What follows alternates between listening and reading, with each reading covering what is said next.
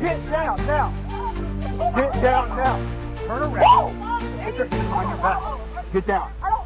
Get down. Get down. Stop pushing the ground. Put your hands behind your back. Hey everyone, thanks for joining us. We're about to take a look at some compelling body cam footage.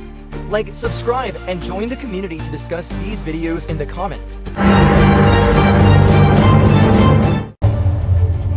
In the calm neighborhoods of Deltona, Florida, a deputy responded to a reported burglary on July 18, 2022. However, the deputy mistakenly stopped one street away from the intended location. Now imagine this, the officer is attempting to communicate with the 18-year-old driver, Lynn Rollins, but the encounter rapidly escalates from peaceful to chaotic. This leaves us questioning how things became so heated. As the body cam footage begins, we witness the scene growing increasingly more tense and dramatic. Hey, stop the car. Stop! Can you stay here? No. What are you doing here? Why does it matter? Turn the car off. Turn the car off now. Turn the car off now. Turn the car off. Turn the car off now. The sergeant approaches the vehicle and Liana, misunderstanding the situation, reacts explosively. He instructed her to halt the car, but when she refused, things turned serious. The sergeant, caught off guard, attempts to defuse the tension, but Liana's defiance grows. The officer was then observed asking her to turn off the ignition, but she continues to resist. She questions, "Why should I? What did I do?" Both the officer and Liana appeared agitated, but the officer tried establishing rapport. However, Liana, being obstinate, didn't heed him. This encounter instantly becomes chaotic, and now we're left wondering how it escalated so intensely. Don't ever forget that. I'll put Central, you give me a second here. Go. Hey, Let let me explain. me explain to you what we're doing. Put your hands on me, and I am don't say responding. I don't give I'm responding to an alarm call. Put your hands on Allow. me, and I didn't turn up on you. Turn around. Watch your mouth. Oh my mama. Nobody's I don't under know. arrest. Stop touching me. Turn around. Ma'am, turn around. Stop You're not touching under me. you're not I under don't arrest. care. You can't hostile. Don't you ever put your hands on me. I'll Under spit arrest. on you. Stop You're not under arrest. Stop. Look at my hair. What the wrong with you? Get down. Hey, chill, bro. Chill, bro. Stop. 40 Central, have to step it up. Get down now. Get down now. Turn around and put your hands behind your back. Get down. I don't care. Get down. What the Get down. Move in the car. Move it. Stop pushing me to the ground. Move. Okay, baby, just chill. Put your hands behind your back. Now, Move. turn your hand behind your back. Put your other hand behind your back. I can do it myself. Stop. Come on, hurry, put this shit on, bro. Tell her to quit. Stop, let him do it. If you don't stop moving, Bro, hurry, bro. stop. I'm trying not. Oh, bro. I'm trying not to hurt you. I'm trying not to hurt you. You're not trying to not. I am trying not to hurt you. Bro, come on. Turn around. Sit down. Sit down. I said sit down. Sit down. Alright? Do not. What do you need her for? What are you talking about? Well, one thing is certain, if a police officer signals you to stop, remain calm, pull over safely, and keep your hands visible. Follow their instructions respectfully, even if you believe you've done nothing wrong. You'll get a chance to explain later, but here's the issue. Liana did the exact opposite.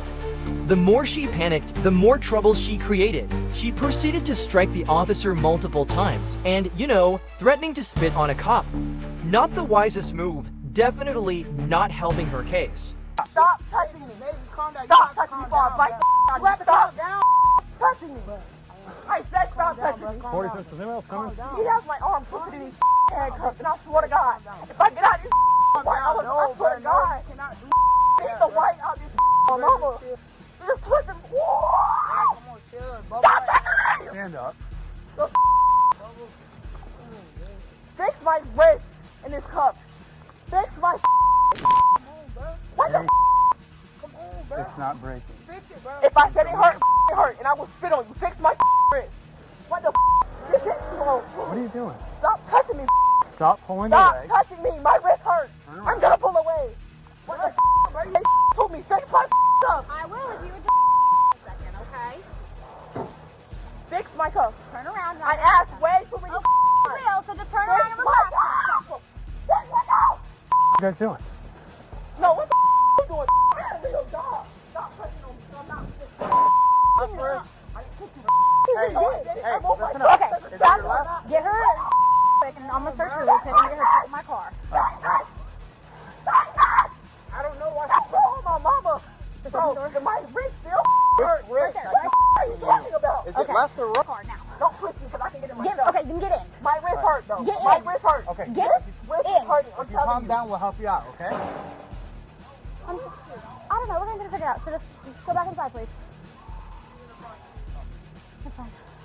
12 city leaders, upon reviewing the footage circulating on social media, have contacted the sheriff, expressing their unease and labeling the arrest an overreaction. This controversial incident, captured on body cam, is sending shockwaves through the community. But as we can observe in the recording, the sergeant is seen attempting to converse with Liana when things rapidly spiral out of control. Following this, the deputy stated that even though he's at the wrong address, he believes he's at the right location. He's attempting to establish rapport. She desires to drive away. He reaches in to deactivate the car, preventing a pursuit or any harm befalling anyone. She then unleashes a torrent of profanity upon him. Ultimately, Liana was arrested for battery on a law enforcement officer, and an investigation remains ongoing.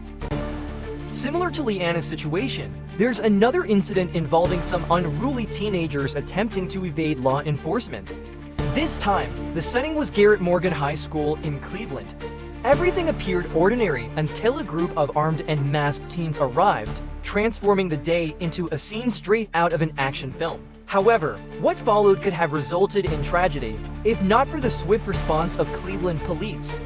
Police body camera footage reveals Ohio officers pursuing and apprehending these 3 delinquent high school students. Hey, hold on. We have eyes on Mel, so just went to school. Into the Falcon Giant. We go inside. Hey guys, come on here. All 4 of you. Come on. Detain them. What? You're being detained. What? Detain them. What I'm getting detained for? Don't. What I'm getting detained for?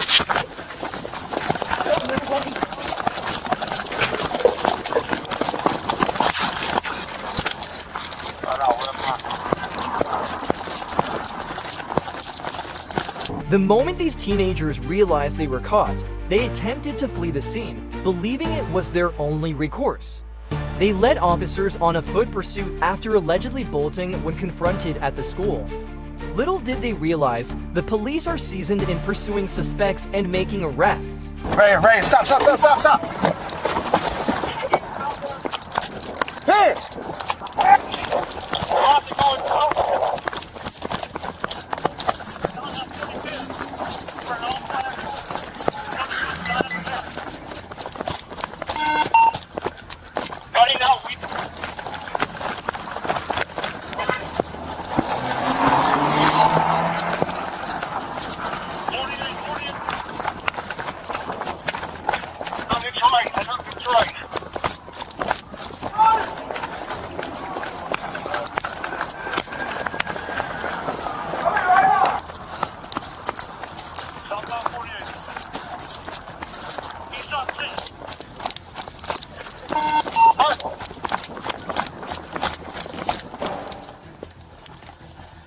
Why are you running? Incarnate Project. lost the pair here. I can get him. Ready? Yep. This door don't open, dude. Go, go, go. Stop right there! Put your hands up! Put your hands up right now! Put your hands up! Hands up! Turn around! Put your hands up! Hands up, hands up! Hands up! Don't reach for it. Don't reach for it. Right? It wasn't long before the police finally apprehended the teens. One suspect was discovered with a firearm, while 2 others were cornered in a residential backyard. You got cuffs? Sure way, West 25. Hang on. I got him. Come on, we'll get it. Come on. We'll get it. You were detained behind 40. Stove, go get the car! Got a gun on him radio. Stove, get the car, man! On the shore way. Thank you. What, the other 2 going to school? What's the description of those guys? I dropped my cuffs somewhere along. I did too. Good. Can we put him in your car until Stove gets here? Come on. Hey, Rick, I'm gonna grab the gun. Everybody read your rights. You have the right to remain silent. Anything you say can and will be used against you in the court of law. You have the right to an attorney if you cannot afford one. You understand? All right. There's 4. Even in such a high-pressure situation, officers promptly informed the apprehended teen of his rights with the Miranda warning. Knowing these rights is essential for protection during questioning or arrest, ensuring a fair legal process. Usually, it's a way to safeguard oneself in the midst of a hectic and potentially challenging situation. East 4708 Clinton. To the Why time are of you the guys back. running then? If there's nothing to run for, why are you running? Right? What are you doing on you? Get up, man. Where are your boys at? Tell me. Why are you running? Because y'all was grabbing me. What the hell? You ran before we got to you, man. It don't matter what is y'all grabbing me for. Where you ran? on the shoreway. You got nothing on you? Or can y'all let me go? I ain't do No. what I do. Calm down. You just ran. You retained for what? You came up to me for no reason first. Well, we would have told you We that would've if you just didn't told run. you. Why was y'all grabbing me though? Y'all coming for us for no reason. Check this out. It's too hot out anyways. Wanna go look back there? I got him, Rodriguez. Did Did they all come in different cars? Did they all come in different cars? Yes, these the ones that they were driving all crazy reckless on Detroit the last couple of days since last week. Almost hitting people and just driving crazy with this one, and it was that one yesterday. Contact the school. In a startling development, it was revealed that the teens had arrived in stolen cars, adding another layer to the already dangerous situation. Only one of the youths, a 16-year-old, ended up incarcerated. He was charged with firearm possession and was already wanted in connection with a robbery. The other apprehended juveniles were sent home to await as a juvenile prosecutor reviewed the case for further charges. In the tranquil town of Bunnell, Florida, a disturbing incident unfolded involving a 19-year-old from Georgia named Luke Ingram. It all transpired in November 2022. A frantic 911 call brought Flagler County Sheriff's deputies to 30 for Claremont Court. There, they encountered a man covered in blood, desperately seeking assistance. This man was Clint Ingram, Luke's father, and he relayed a harrowing tale of a horrific crime. Upon arrival, the deputies found Clint battered and bruised.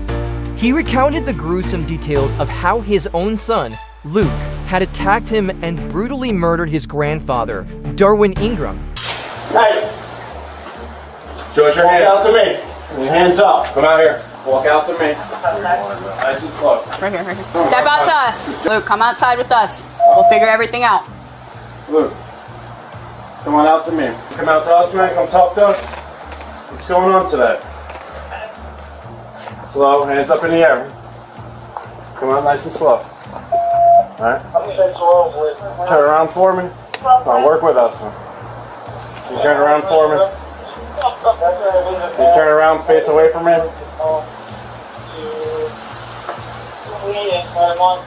Can you turn around? 111. You turn around and face away from us. Turn around and face away from us. What's going on today? You alright? You medical?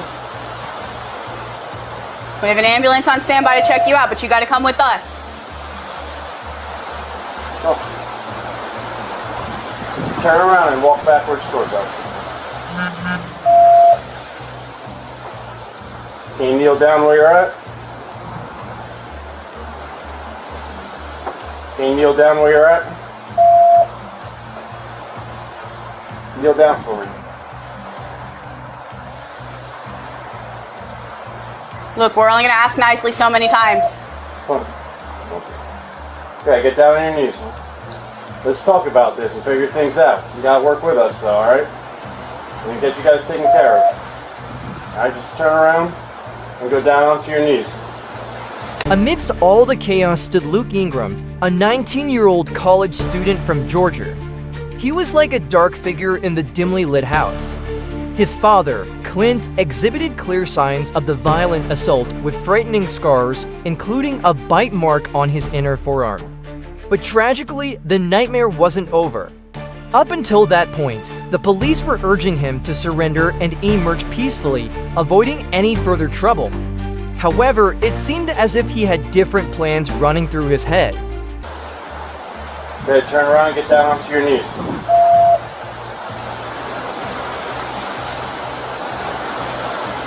Is there a reason you're not doing that? Here to talk to you. What's going on? Turn around for me. You want to walk out here and talk some more? Yeah, come on more. Or go down onto your knees, one way or the other. Either works. Do you have any weapons on you or anything? Can you talk to me? Are you hurt at all? Do you need medical attention? Huh. Kneel down for me, buddy. Can you kneel down so we can talk? So we can help you and your out? Good, turn around. 216, you copy?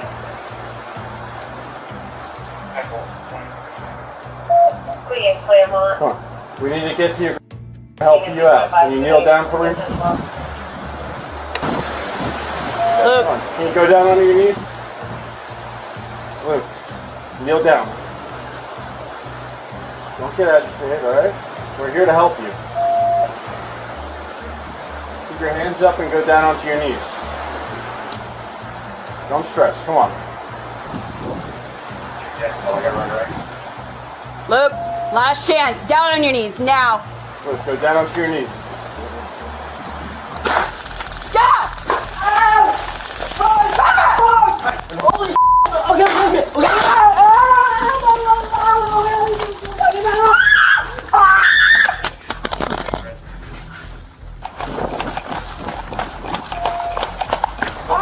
Male security from that. Kill me. Kill me. I'm not going to kill you.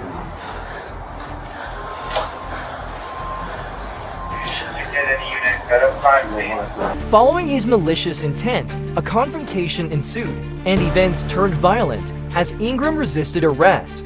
The situation escalated, and the police were forced to use tasers multiple times to finally subdue him and place him in handcuffs. During the autopsy, the truth was revealed. Ingram was not just a murderer. He was a perpetrator of unspeakable cruelty. The cause of Darwin Ingram's death was determined to be a result of blunt force trauma and manual strangulation. Disturbingly, Ingram had also sexually battered his dying grandfather. Ingram's father, Clint, disclosed a heartbreaking fact. His son battled schizophrenia, a silent struggle that may have contributed to these horrific events. Luke Ingram faced the following charges: first-degree murder, sexual battery with a deadly weapon, domestic battery by strangulation, aggravated battery on a law enforcement officer, and resisting an officer, both with and without violence. There was another student who jeopardized the lives of many pupils. In a small town nestled away from the hustle and bustle of the city, Forest High School became the stage for a terrifying incident that shook the community. It was a day that commenced like any other, but little did the students know that their lives were in grave danger. On April 20th, 2018, a 19-year-old named Sky Bush, a former student, harbored a sinister plan. Armed with a sawed-off shotgun concealed in a guitar case, he entered the school with malicious intent. Right here, hold on. Secure. What the hell is that? Who was that? 3996. 996 Baron. 996 Baron, I think it was a signal 35. If you could, send me signal 55, C hallway. Hey, lock this school down. 026 on C hall. Who was it? 10-4, all units responding. What happened? All units responding in C hallway. What happened? 1033 Southwest. Primary responding. 10-4. 996 Baron, I have a shotgun in the hallway laying on the ground. Did we lock the school down? Lock the school down now. Somebody said McManus has the kid. Huh? McManus has the kid. Where? We are all units. L2 is 1033 Southwest. Hey, you stay right there. As the clock struck 8:29 a.m., Bush walked stealthily to Building 1, wearing a tactical vest and gloves, carrying something perilous. His nondescript blue backpack and black guitar case concealed a powerful shotgun, suggesting he was determined to cause harm. He fired once into the door of classroom 12, striking a 17-year-old student in the ankle who had no inkling of the pain he was about to endure. The school, once a safe haven for learning, now echoed with panic and fear. Down on the ground. X-ray 1 to where? 51 out 51. What the hell? Put your hands behind your back.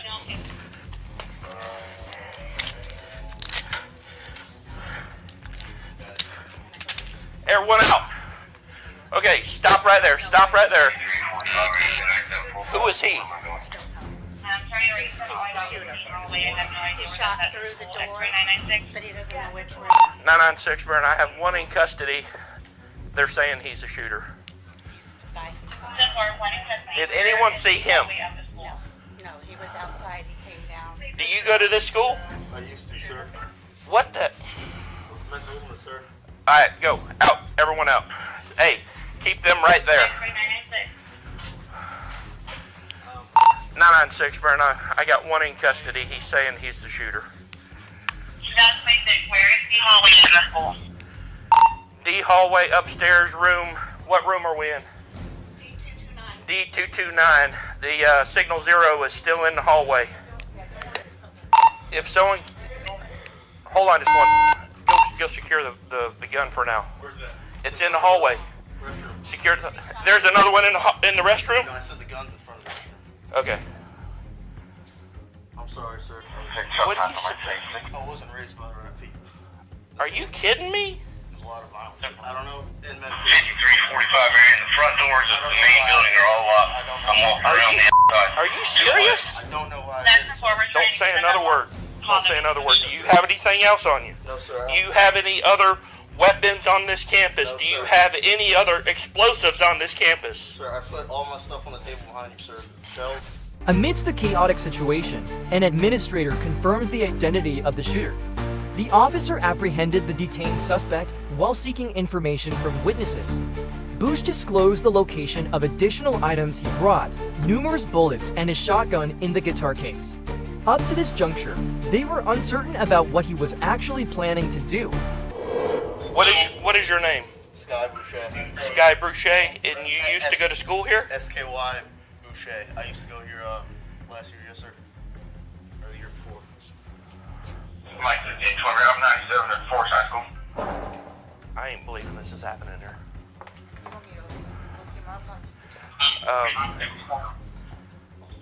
I mean, it ain't gonna make anything right this minute. Do you have any idea on you or anything right now? I left it in my car.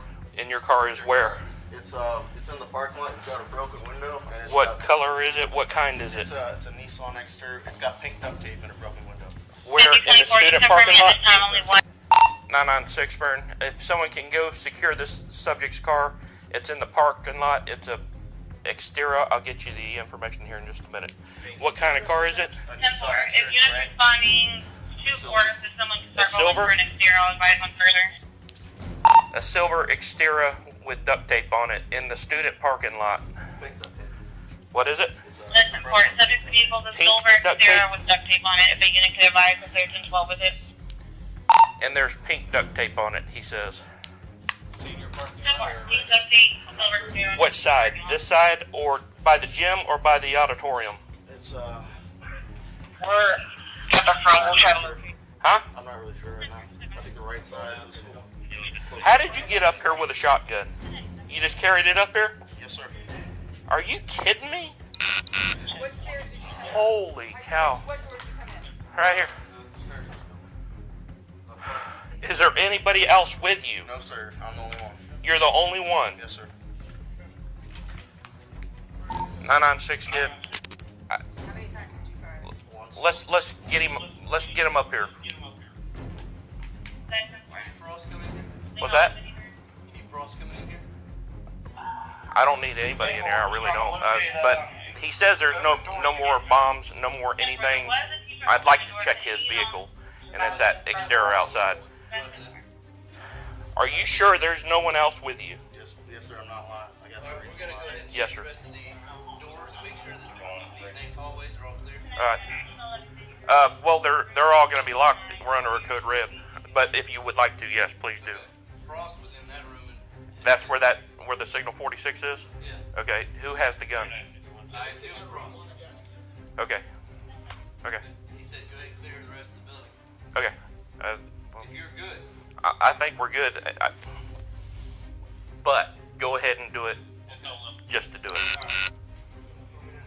You can go. I'm good here. Yeah, open it up right there. There was a lot of people on the internet saying that they Room 1153 is making it's entry not now. me, Stand but by. they were saying they were going to attack the school, so I would just watch out for other people, like lone wolves themselves. I don't know why I did this. I think that's correct. They have left. So there could be other people besides me. I have no idea. We got the vehicle secured in the parking lot. Go get the other guys. Oh, wait. What other guy? What do you need? I don't need anything right this minute, but that's the rest of his stuff. The shotgun was sitting in the middle of the hallway. We've got it secured. Okay, that's all that I was concerned with. Frost has a. Okay, the signal 46 is in that. Yeah, I got it. Okay. I don't know. This room was full of kids. Right here. We're good. We're 10, 12, 10, 15. If we have it secured. Frost has it. Frost has it. Frost has The it. signal We have 46. signal 46. He's secured. Where's the 46? Variant 13. He's in the next room, the very first room. They're there. They're taking just one shooter. The officer wanted to ensure the school was safe for the other children. He asked Vush if he was alone and if there were any bombs or hazardous materials. Vush affirmed he was alone, but the officer remained perplexed. Why would someone commit such an act? The motive behind it remains unknown and was unsettling everyone's mind, including mine, frankly. He says that there's no other people. He worked on his own. There is no explosions or anything that else is going to happen. He said that there's nobody else. That's what he's saying. Am I right? Yes, sir. Is he a student here, Jimmy? No. He used to be, he says. What's your name? Scott. Suspect is secured. First name is Scott. My last name is Boucher. Sky. S-K-Y. S-K-Y. And your last name? Boucher. B-O-U-C. How'd you get your car out here? Yeah, it's exterior, that exterior out there. That I put a bolo out, and they're 10-12 with it now. And anyone in my family, make sure they don't get near me because they're very mentally ill and very not disabled. Do they know you're here? No, sir. How would they know you're here then? No, I'm just saying, like, if they find out, they may get violent. They may. So I just want them, just let you know that they're not stable people. Sky, are you sure you're the only one? Yes, sir, but. Because I'm telling you, your world's gonna. There's a but. What is the but? Bad if you don't freaking tell us everything. No, I'm saying that today is the day of Columbine, so other people are going to do what I do just because. Do you know of other people that are doing the same thing? I'm a lone wolf. There's no one else that I work with. I'm telling you the truth, all right? There's no reason for me to at you right now because I gave up after one shot. I'm telling you everything I know. The kid you shot, was he a random kid or something? I shot through the door. I didn't know the gun would even work. I just wanted to scare people. You know that doesn't make any sense, right? Well, yeah. What sense does that make to you?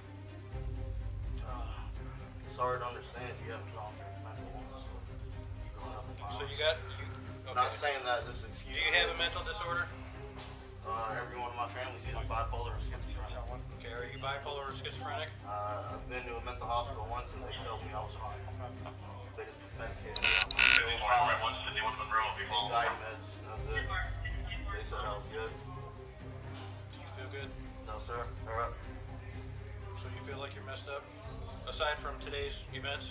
Well, sometimes, you know, I just don't feel anything. It's hard to describe because no one believes me. People kind of think it's kind of funny. Alright, Scott. B-O-U-C-H-E? Yes, sir. What's your date of birth, Scott? June 5th, 1998.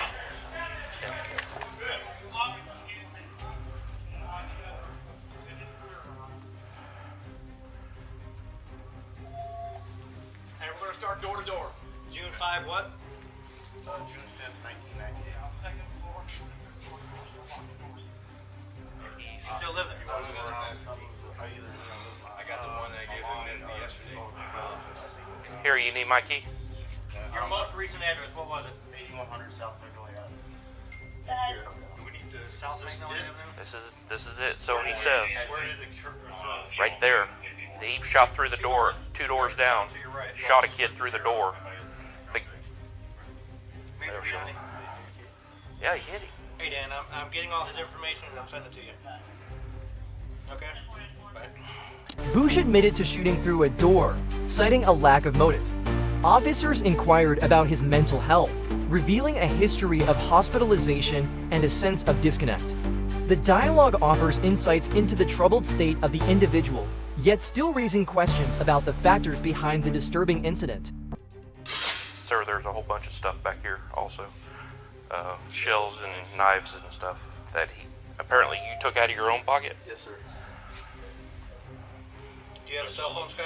Yeah, it's in my car. What's that number? 352 433 3037.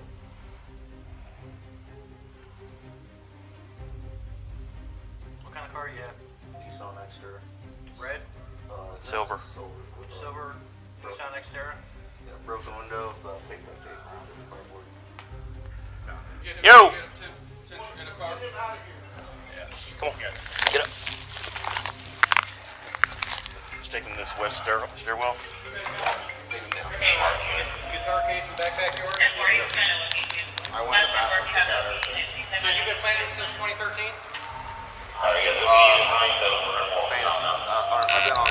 Because, I mean, we know about it. Yeah, I know you do. So you've been, this is playing? The fantasy is calming down, but when I get depressed, things start coming back.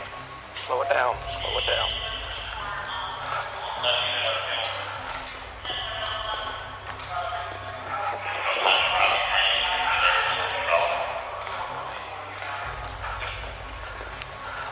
Where are we at? RCID, you think? I just want to get in a Yeah. Give me your, you have a key? A key? Yeah, a handcuff key. Yes. As the authorities detained Bush, the details of his sinister plot began to emerge.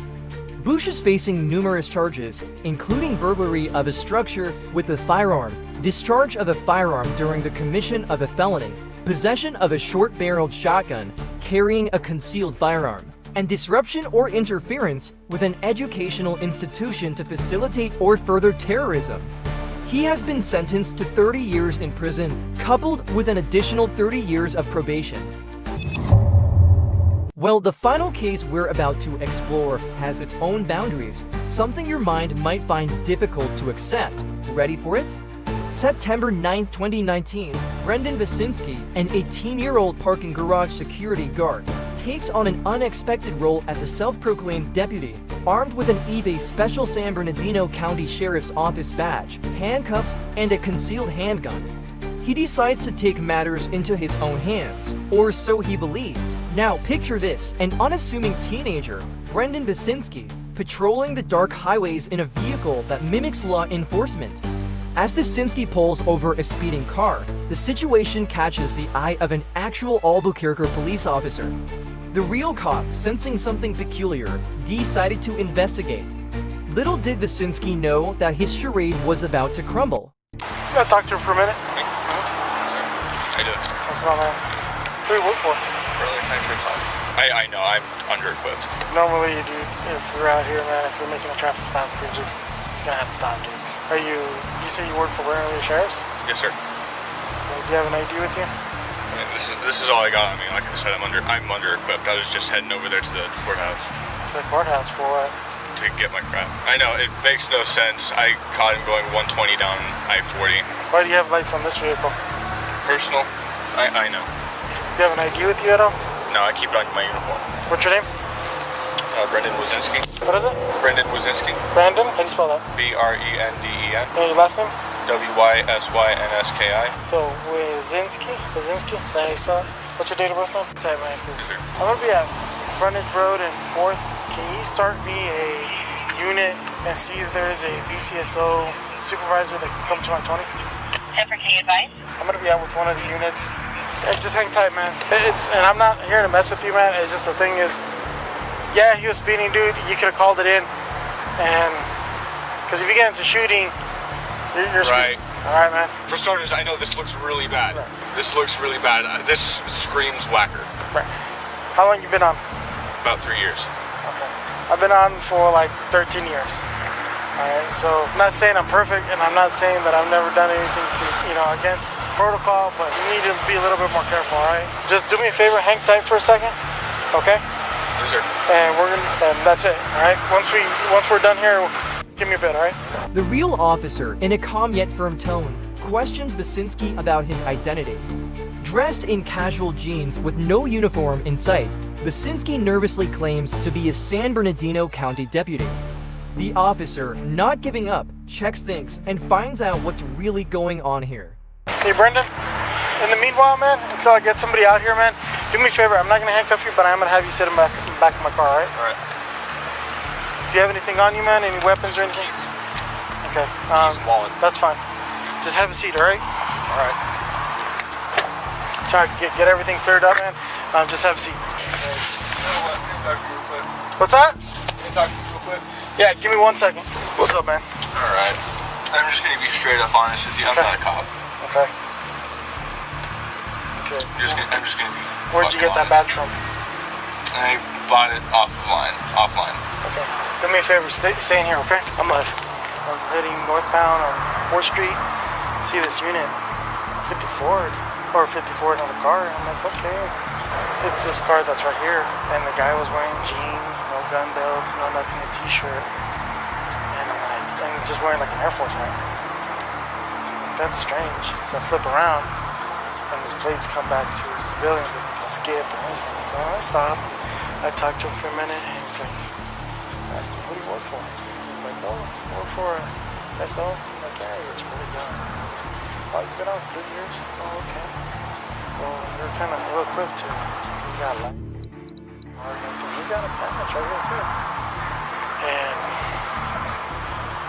I'm standing here and I'm like, okay, this one looks weird. He gives me his name and I double check it with the license. He's got lights on too. He first told me he was born out in '94. When I checked the plates, he was born in 2001. I double checked with MVD. His OLN comes back to 2001. I had him sitting back in my car because that's kind of weird to me. And right now when I was getting out, he's like, hey, let me talk to you. I was like, no, I'm not a cop. I just bought this badge online. And he has lights and everything. 54 the car because he said it was going like 120. So he's not a BCSO employee at all? No. But we're going to have BCSO come out anyways. Just because he's impersonating a BCSO. And he looked like a BCSO badge. Do you have him detained now? Yeah, he's in the back of my car. Okay. Just because, like, I don't know who you are. You don't have anything other than a badge. You don't even have an ID on it. So, that's where we're at. Okay. I haven't been him his rights or anything. He just told me that statement and I just figured out. Yeah, it was just really weird. Yeah, definitely. If you want to come with me, we're going to handcuff him. Because right now he's not handcuffed. I just had him sit in the car. Okay. Yeah. Because at that point, I was still trying to figure it out. Well, it turns out Brendan isn't a real police officer. Here, you can see the officer adeptly manages the situation with Brendan by instructing him to sit in the back of the police car without resorting to handcuffs. The officer proceeds to conduct a standard check and questions Brendan about possible weapons. This encounter sheds light on the challenges law enforcement faces when confronted with deceptive behaviors, particularly when dealing with individuals whose intentions may not be immediately clear. Well, after talking it over, the officers then decided to arrest Brendan. For a second, man. Okay, face the vehicle. At this point right now, you are being under arrest. Do you understand? Okay. Turn your hands forward. Turn your hands this way. There you go. Okay. Go ahead and have a seat. And give me a moment, and then we're going to talk a little bit more, okay? Mind if I take a look at your badge? Would you be okay with that? Yeah. You got this online? It was at one point my father's. Okay. What's your? Can I ask your name? Brandon. Brandon? Yes, sir. And your last name, Brandon? Wazinski. Wazinski. Oh my God! Even you spelled it wrong. How do you spell Wazinski? Did you? W-Y-S-Y-N-S-K. Okay, never mind. You got it right. Everyone gets it wrong. Okay. Okay. Out there. Well,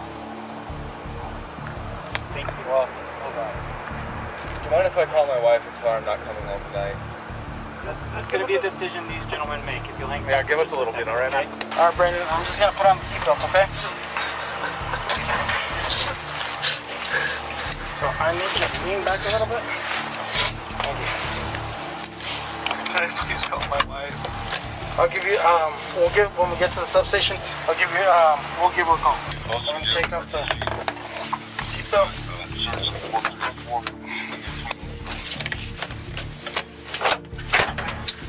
Come on out.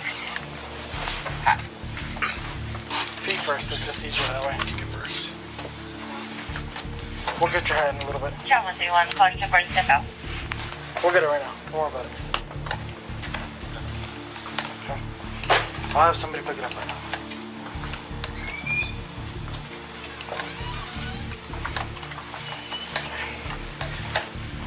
We're going to go down to the left, down the hallway.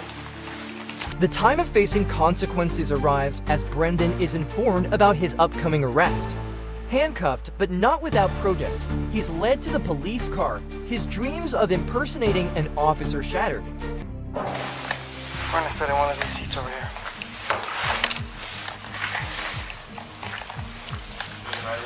Which one? Whatever you want. Which one do you want? That one? Let me take off one of the handcuffs. That way you can sit down a little bit more comfortable. Okay, go ahead and spin. There you go. Okay. Before I start everything, I just want to advise you of your Miranda rights, okay? You have the right to remain silent. Anything you say can be used against you in court. You have the right to an attorney. If you cannot afford an attorney, one will be provided to you by court. At this time, if you wish to talk to me, you can stop talking to me at any time. Would you like to talk to me about what happened tonight? Yeah, as well. I'll own it. In this pivotal moment, the gravity of the situation intensifies as the officer responsibly recites his Miranda rights, underscoring Brendan's entitlement to remain silent and consult an attorney.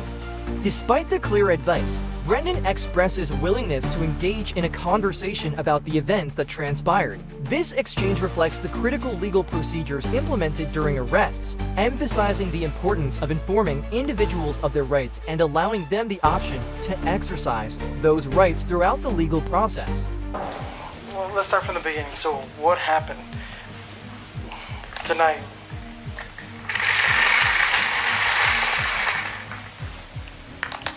Well, you just won. Just tell me from the beginning what happened before I approached you. I was going to work. Caught this guy flying down the highway at 120. Where do you work at? I work at Albuquerque Courtesy and Parking. Courtesy and Parking? Is that for the city or who does that? It's a security company. Okay. And say that again? The Albuquerque Courtesy and Parking. Courtesy and Parking. Okay. I'm like, okay. How do you know how fast the other car was going? Trailed behind him. Okay. And then what happened when you saw him going that fast? Was it on the freeway, on the street? Freeway. Okay, then what happened? Flashed my lights, pulled him over. Okay. And then that's about the time that you got there. Okay. The lights, were they in your car or personal car or company car? My car. Your personal car? Yes. Okay. Who installed the lights in your car? I did. You did? Okay, and when I peeked into your car, I also saw that you had some sort of radio. Is that yours too? Okay. And then when I made contact with you, I noticed you had a badge. Where'd you get that badge from? It belonged to my dad. It belongs to your dad? Is he still around, or did he pass away? Well, he was killed. Oh, he was killed, okay. When was he killed? About 5-6 years ago. Okay. When did he leave the department? He didn't leave, he was killed in line of duty. Oh, was he? Okay. I'm sorry to hear that. Okay. And you said he used to work for BCSO, Brandon County Sheriff's? Okay. And when I approached you, why did you identify yourself as a deputy or a part of BCSO? Okay, because I asked you your date of birth and you initially gave me something in 1994. Right. Okay. Okay. What did the driver say to you? He said he was something about his sister in the hospital, and that he was trying to get there. I told him it's not worth killing someone over. Okay. How old was the guy? How do you look? How old did he look? Based off of his license, he was about 60. And I didn't do the math in my head. Okay. Do you remember his name at all? Okay. All right. Do you have any weapons in your vehicle? There's a handgun in a locked case under the seat. Okay. Is there anything inside the vehicle that we should know about? The glove box, I think I have a set of handcuffs and some extra ammunition for the handgun. Okay. Alright. For now, that'll conclude our interview. More likely, somebody else will give you a phone call later on and just try to go a little bit more in depth, okay? Now, the officer initiates a detailed inquiry with Brendan, delving into the sequence of events leading up to the encounter. The conversation takes a poignant turn as Brendan reveals the tragic death of his father, a former officer, emphasizing the emotional weight of the situation. But it was later discovered that he fabricated a story about his father's affiliation with the BCSD, producing a narrative that diverged from the truth. The car got towed. Yeah, I know, it's in the impound lot now. Yeah. You guys at least got my stuff out of there, right? What do you mean? My phone and stuff. So, since it's being seized for evidence, everything stays in there. God damn it. Yeah, buddy. Can't be pretending to be a cop. Yeah, I know, I'm stupid. Lesson learned, right? Yeah. Or no? Yeah. Cool. If only I can find this. Cool. There it is. Thank you. I hate seatbelts, man, but we have to do it. What? Someone with a good taste in music. That's You like Kate Brown? Oh yeah. Oh yeah, huh? Uh-huh. So as soon as you get to the jail, they allow one phone call and you can do it. Well, the problem is I don't know her number. Aw, man, you don't? No. She's your wife and you don't know her number? Well, it's because she changed it like 7 different times. So I just got tired of remembering it. I know, sounds Uh-huh. And besides, I have a smartphone, remember the number for you. I know, it's really crappy, but she's probably gonna be scared this morning. You think so? Yeah, because I don't necessarily have a safe job.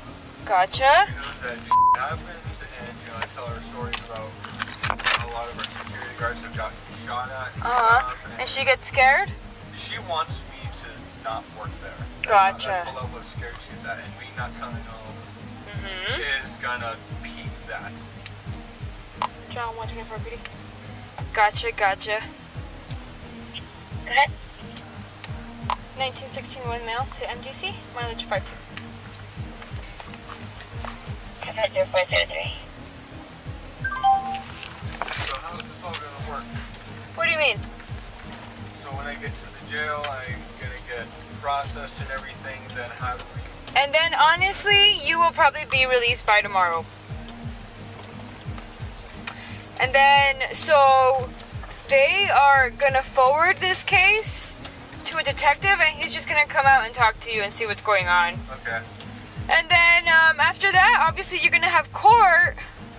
And then from there, it's just, you know, you just go through the process. It could be a long process, it could be a short process. So then they'll set me up with the hearing date and everything. Right. The detective will do his job. Exactly. Okay, so what about my car and all the property in it? That's... So once the detective is done processing that, you know, checking out the lights that you put on your car and the plate or whatever, you're gonna get your stuff back. All right. But they just have to, you know, investigate it first and everything, see what's going on with the case, and then I'm pretty sure it should go back to you. It's just a case now, you know? Yeah. It's one hell of a thought to know that in about 2 minutes I my life pretty damn good. Can't be doing that, man, and it's awfully dangerous. What if that car, you know, what if that person inside that car had a gun and would have shot you? Yeah. Scary stuff. You really put your life at risk there. Seatbelt has the safety lock on or whatever. Oh, does it? Yeah, these cars are super safe somehow. These Chargers. I'm trying to get it to release because holy crap, it feels like someone has me in like a restraint hold. So I heard you're a security officer? Yeah. Oh, nice. Where at? Albuquerque courtesy of parking. Oh, okay. How long you been there? About a year. Do you like it? No. Why? Shitty management. Ah, man. That's not fun. I cannot stress the management is just so crap, and because it's $10 an hour, you're a level 1 guard. Most of the properties that we have are in the South Valley. Okay. All of them are really crap properties. I mean, we've had several or so guards get shot at. Wow, that's awful. I think like a couple of weeks ago, the Uh-huh. tire on my car blew out, gave a call to my boss. He wasn't happy about that. If you don't get to your post, you're gonna get written up. And I'm like, what do you want me to do? Walk 11 miles? Yep. On the highway? When I went to go pick up my check, he dug into me about how the only reason you can call out is a person. Oh, wow. So, you know, I hate it. How come you didn't get another job then? Well, I'm trying to find a new job. Yeah, you should. I have been trying to find a new job. Uh-huh. So you're 18 and you are already married? Yep. Damn. And I have a kid on the way. No way. Yep, my wife is 36 weeks pregnant. Oh my gosh. Almost due, huh? Boy or girl? Girl. Nice. She's due October 15th. Oh, really? That is coming up. I know, I'm scared. I bet, man. You're gonna be a dad. Gotta be responsible. Okay, say I get released from the MDC tomorrow, how the hell am I gonna get home? That's a good question. I mean, on a fair note, it's not really that far away. From your house? My house is off of 98. So do you have like any other families' numbers that you remember? I mean, I do, but they don't live here. Oh, they don't live here. Do they know your wife's number? I don't think so. What? Or you could always call for an Uber, man. I'm sorry? You could always call for an Uber. An Uber? Yeah. Well, the detective has my phone. Yeah, but from MDC. Before you get out? just let them know about your situation, and I'm pretty sure that they will give you, you know, they're gonna help you out by letting you borrow their phone and then just calling for an Uber. I mean, your wallet's right here. You have money in there, I hope. Yeah, other than that, I don't know, since you don't know your wife's number. So, never mind, the embassy is a lot farther than I thought. It's farther? Yeah. It's my house is, you know, it's still relatively close. Like, it's a highway exit down, but yeah. Brendan Wyszynski's attempt to impersonate a cop didn't end well, but why did he do it? In a few clips, behind-the-scenes footage reveals what happened when he was taken to jail, giving us a peek into his life. A man desperate for work with a pregnant wife and a discontentment with his security guard job, Brendan Wyszynski received a 1-year probationary sentence in the aftermath of his arrest. The woman, suspected of locking her 3 young children in a bedroom so she could go drinking at a pub, left them unattended. Like, you don't know if she has walked out, what time she could have left? No, I have no idea. I just woke up with that kid screaming upstairs. I mean, they've been screaming for at least a half an hour screaming. Okay, we're gonna get the police out there to check on them. Yeah, they have to go through the back second door for the upstairs door. Okay. Yeah, I'm putting this in the assignment so they're aware. When the cops came, the first person they spoke to was the neighbor, who'd phoned them about the problem. Hi, did you call? Yeah, I'm call. These kids are screaming their heads off like she's not home. This thing Are she we does this a positive lot. she's not home? I don't think she's there. They're screaming their heads off. She's got 3 kids. And sometimes she takes off and leaves them alone. They're babies. Babies are pampers. There's no, as far as you know, there's nobody up there? No, I don't think there's nobody up there. Alright, because I know she's got a younger brother because I wrote the ticket. Oh, really? Yeah. Well, they're screaming their heads off like there's nobody up there. I mean, how you can leave 3 Not kids? just like normally screaming, just let them scream it Just out and fall asleep. screaming. You know, you Where do figure you somebody hear it would be up. I can hear from the bathroom upstairs. Alright, because I know I got a little one. When she cries, I'll let her sit there for 45 minutes until she Yeah, falls but this asleep. is constantly happening. Well, This is not normal. After the cops arrived at the suspect's residence, they examined each door to see if they could enter, but all of the doors were locked. As a result, the cops returned to the neighbor's house and proceeded to the 2nd floor to listen for the sounds of children crying. I mean, I hope she's not up there drugged up or something. There's no way that's completely sealed. If we have a boss who's not here, we're not getting no answer for that upstairs, and we can hear the children crying the downstairs unit. Yeah. Can you hear them? Yeah, clear as day, yeah. You can hear them. Let's go. Let me see. At one point, the cops returned to the suspect's home, where the children were still trapped inside, and they made an attempt to warn everyone who was there in the house. Come through the door, I might be kicking it in! Is she a white, black, Hispanic woman? She hardly speaks any English.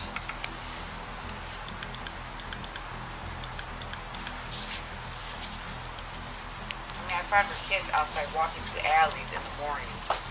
Little kids.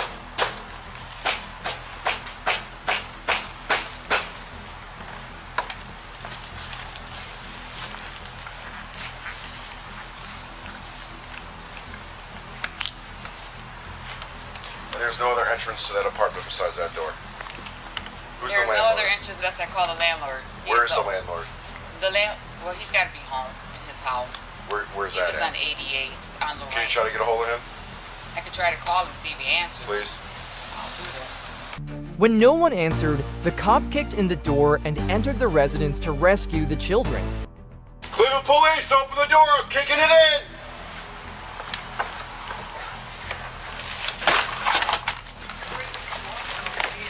Adam 3-1, we're inside. Cleveland Police! Cleveland Police!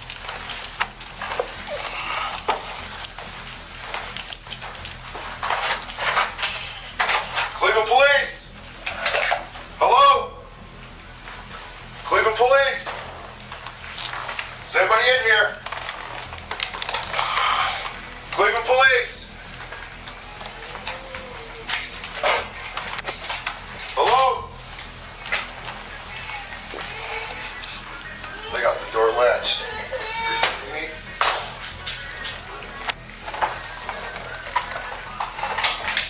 Check that. This goes upstairs, but there's a mattress in the way. Hello? Hello? Are you okay? Are you okay?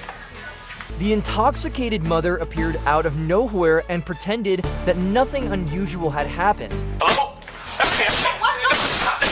Stop! What's up? Stop! What's up? Where have you been? My Step out here. here. Oh, sorry, bud. Sorry. Yeah. Sorry. Why is these kids home alone? My sister Hello? here. No. What No sister. Really? No sister. Oh, Hello. Hey, come here. Hey, Come here. you're gonna have to wait out here. Hey, ma'am. Hey. You're gonna wait out here. Over here. Wait. I don't know who you are yet. No. Let me see my Hold on. kids. Relax. Relax. Oh my God, Relax. no. Where'd she come from? What? She just popped up out of nowhere. Stop. see my I told you to stop. You weren't worried about your kids when you locked them in the bedroom and you took off, were you? Let me see my kids. Yeah. You got ID? My here. My Where's your sister ID? Here. No, your sister's not here. No one's here. Nobody's here. Just the kids. 3 kids. Where's your ID? Where's your ID? Where is it? Oh my God. After questioning her, seeing her in the condition she was in, and gaining an understanding of what she had done, the cops came to the conclusion that she needed to be taken into custody. What's your name? Liz. You smell like you've been drinking. You just come from the bar? Where you at? Benny's? Yeah. Are these your kids? Yeah. Are these your kids? All right, you know what? Put your hands behind your back. But wait. Put your hands. Let me see my No, kids. relax. Your kids are fine. Wait. Stop. Wait. Take it right now. Please. Relax. Right now. Relax. Put your hands behind your back. Please. Let me see my kids. Your kids are fine. We're taking care of them now. You can't. Let me see. Let me Do not turn your Give face. me some light. What's up? Let me stop. Please. Let me see. No, you're not gonna see them. Your kids are fine. We're taking care of them now. All right? You need to relax. Oh my God, no. Please. No, stop. To sum it up, according to the police, the residence was filthy, had a foul odor, and was overrun with insects. In addition to this, the cops said that it felt about 90 to 95 degrees inside. On the other hand, Rivera, who has been charged with endangering the welfare of a child, but is now pleading not guilty, asserts that she entrusted the care of the children to a supposed friend. Also, the 3 children are currently being cared for by a relative. Fortunately, Rivera did not end the lives of her children, in contrast to the following suspect, who will really shock you. When the police arrived at the scene of the incident, they found the drunk Chastity Walliver had slammed into a pole and a tree after losing control of her car. Sadly, the crash resulted in the death of a 7-year-old child and the injury of a 5-year-old child. She don't know if she's in this world or not. She was not pregnant. She didn't even know she wrecked. She went airborne. I seen her. Who else was in the car? She was. Okay. The baby that's in the back, lifeless. Okay. Get out of my car, Chelsea. Who is that? My kid's in there. Where's my other one? He's in the ambulance. Here's my hands. You don't even know where your kids are. You're going to jail. I'm not going to jail. You're going to jail because you don't know if you're in this earth or not, Chastity. Come here. Come on, baby. No, that baby. You leave her alone. Oh my gosh, she's not breathing. So let's take a seat. She's not breathing. To begin the evaluation of her state of mind, the cop questioned her with a few questions. Do you have any weapons on you? No, I got nothing. Put this down. Okay. I don't have anything. Do you have any needles on you? No. All right, take a seat right here for now. Please, where? After interrogating her some more, the cop finally made the decision to put her through tests. So where were you coming from today then, right now, before the crash? Where do you come from? When you were driving on the road, where did you leave from? The house. You left your house? Yeah. Where were you going? To Christie's and I'm going to the store. Christie's and then the store? Yeah. Okay. Okay. What happened with the crash? Do you remember it at all? I turned my head and looked at the girls to talk to them because they were fighting Okay. All right. So you haven't used meth since yesterday, then? Right. Right. I took my sleeping pill last night. You took your sleeping pill last night? Yes, I take it every night. Everybody. All right. Well, I'm going to run you through a few field sobriety tests here. Okay. I'm going to check your eyes first. Do the horizontal gaze test here. Okay. All right. On this test, what you're going to do is you're just going to follow this pin with your eyeballs only. As it goes from side to side, you're going to keep your head dead straight. Okay. After she had failed the first test, the cop questioned her about her drug usage and advised her to be ready for the next test. How do you ingest your pills and your meth when you take them? Do you snort them? Yeah. Okay. How do you explain having zero nasal hair in your nose there? That was from years ago, probably. Years ago? Yeah. Did you used to snort Xanax or something? Yeah, I did Xanax. Okay. How long ago has it been since you done that? About 5 days when I did that last. 5 days since you did that last? Okay. All right. Because I smoked after he passed away. Okay. Have you smoked any marijuana or anything like that today? I don't smoke marijuana. Okay. All right. All right. Let's step over here into the middle so you don't fall off the road here. The cop was aware that she was under the influence of alcohol and maybe drugs, and it was also evident that she would fail the second test as well. Anxiety's horrible. I can't do this thing. So I can't do it. Sorry. I mean, a lot of this is awful. The cop was giving the suspect instructions on how to complete the third test when the suspect asked for a jacket. Count 1001, 1002, 1003, 1004 out loud until I tell you to stop counting, okay? Do you have any questions about any of that? Can I get my sweatshirt on so I'm not shaking? So I don't like. Is it in the back? Stay right there for a second. Everybody see that. Right, put that on. This is nightmare. My life right now. All right. God, that was boxing too. I'm going to explain this to you one more time here, okay? Feet together, hands down to your side. With the straight leg, you're going to raise 1 foot off the ground about 6 inches. You're going to keep that foot parallel to the ground. All right? While you're going to maintain that position, you're going to look at your toes you have off the ground. You're going to count 1001, 1002, 1003, until I tell you to stop counting, okay? Do you have any questions about that? All right. Once she failed the third test, the cop realized it was time to arrest her for allegedly operating a vehicle impaired and transport her to prison. Is there any chance you're pregnant right now? No. You're not pregnant at all? Okay. Actually, that time right now, months. Okay. So I was like, yeah. All right, turn around for me. Do you have any shoulder injuries? I'll tell you now. Not that you know of? My father can hit the window. My kids go.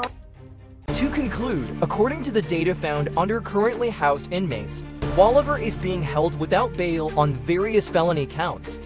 The following felonies have been alleged to have occurred: aggravated vehicular homicide in the 1st degree, endangering children in the 3rd degree, 1st degree involuntary manslaughter, and reckless homicide.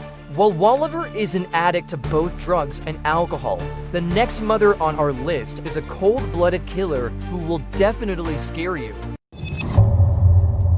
When parental rights are lost forever, put differently, this is the situation. Larissa Rodriguez was implicated in shooting her 3 children, killing one of them immediately.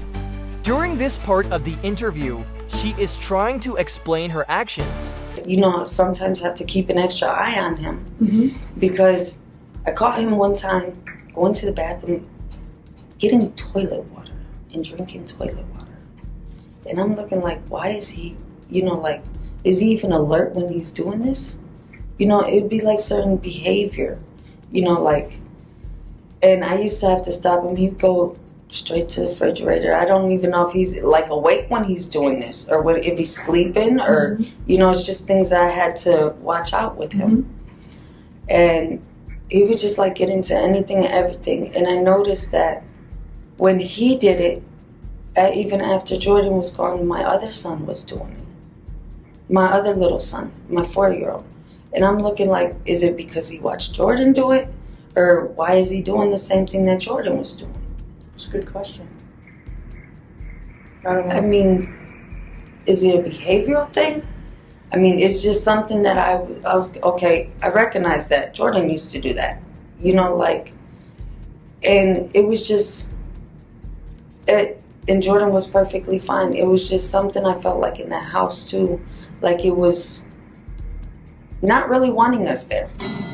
Around this moment, the detective attempted to persuade Larissa to disclose the truth regarding the incident by showing remorse for her behavior.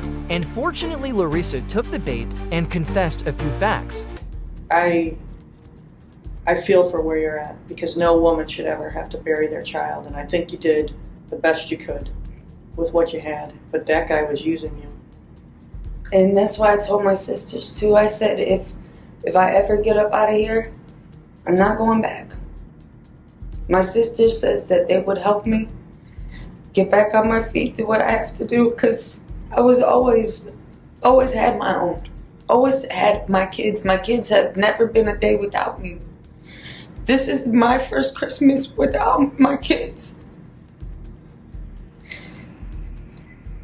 At the end of the day, and I understand how you feel about if I ever get up out of here. I don't know what they're going to charge you with. My suspicion is it's going to be murder B. That's my suspicion. And what gets me is he's not going to get charged for anything. Oh, now that's not going to be true. And that's not going to be true. And what is murder B?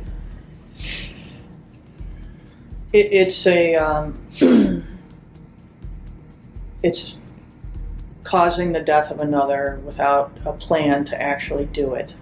Subsequent to the questioning, the officer clarified to her what the future held for her and cautioned her that the repercussions of her behavior had placed her in a very precarious predicament.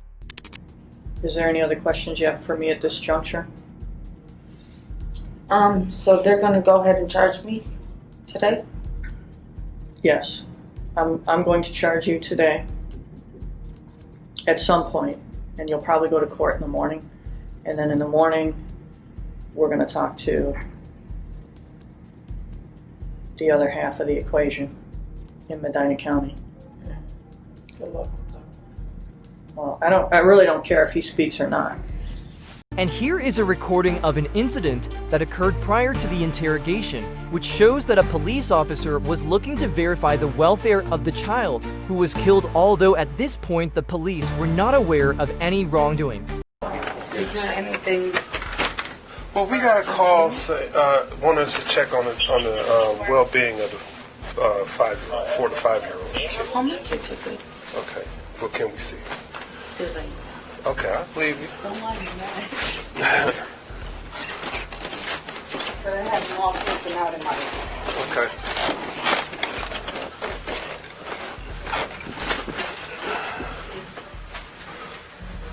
Okay.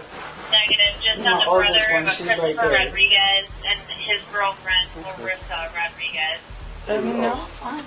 All right. Hello, kids. All right. The circumstance that all of the children were discovered to be on the upper floor, with the exception of the deceased disabled boy, to which the mother's explanation was that he was with her boyfriend out of town, was peculiar. Do you have a child with special needs? Oh, Jordan? Yes, I do. How old is Jordan? Jordan, he is just turned 5. Where's Jordan at? He's with his dad. He's going to be visiting for the holiday. He's not here with us right now, for the holiday. Where's Dad at? In Texas. He's not even here. Is that who you guys are pertaining to? Maybe, possibly. What was the call mainly about? Just checking the welfare. And then an unforeseen event occurred. Christopher Rodriguez, the boyfriend's brother, contacted the police from Pakistan to inform them that the child was murdered. Thus, that resulted in Larissa and her boyfriend, Christopher, being taken into custody. As a result, the terrifying reality was exposed in the courtroom. To come to a close, Larissa Rodriguez entered a guilty plea to involuntary manslaughter, felonious assault, endangering minors, and gross mistreatment of a body. As a direct consequence of this, Rodriguez was given a sentence of 25 years in jail. There's no doubt that Larissa is a terrible individual. Nevertheless, the following person did something so foolish that it may have caused the death of an infant. Lucian Street, Anj damaged a school zone sign before fleeing the scene, during which he abandoned a baby unattended in the front seat of a stolen vehicle that was locked, but continued to run. Therefore, this is how he ended up being apprehended. Your hands behind your back. Can we clear the channel? The police were initially unaware that there was a child in the stolen vehicle, but after they made the discovery, they understood the magnitude of the potential problem that this presented. I don't see a baby. I didn't either, but if you look really close.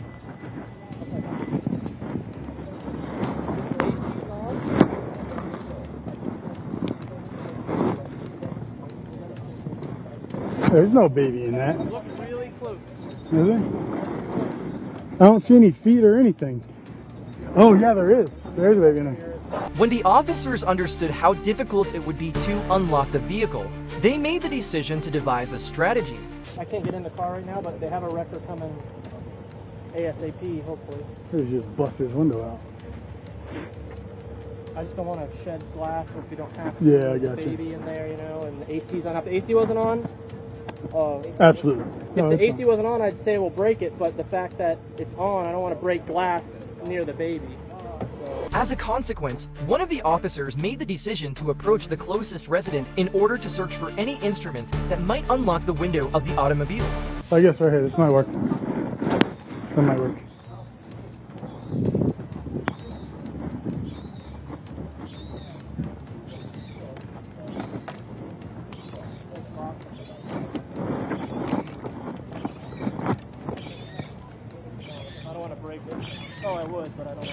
Baby's starting to scream in here. At this juncture, the operation had been successful, as demonstrated by the fact that the officers unlocked the vehicle's window to rescue the child. Meanwhile, a nearby resident made their way over to check on the infant. I'm gonna try to get one of these windows. Pull it a little bit harder. There you go. I get it? Yeah, see? I come in and help out. Nice. We appreciate it. She's fine. She's sleeping. Yeah. Long last the child was rescued and there were no more problems. What's that?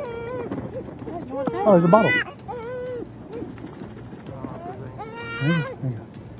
Oh, yeah. Oh, that's what you want, some food. Hi, this is Deputy Stubblefield, Volusia County Sheriff's Office.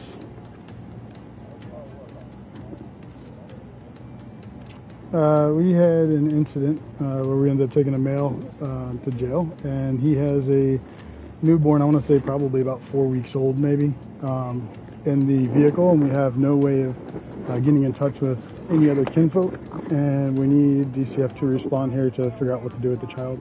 To conclude this point, Lucian Street, Anj was taken into custody and issued citations for multiple offenses, including child neglect, fleeing, or attempting to elude law enforcement, leaving the scene of a crash with property damage, careless driving, driving while license suspended or revoked, leaving an unattended child in a vehicle, not using a child restraint, and running a stop sign. However, that's not the end of it. A crack cocaine scale and a small baggie containing crack cocaine were reportedly discovered by the deputies.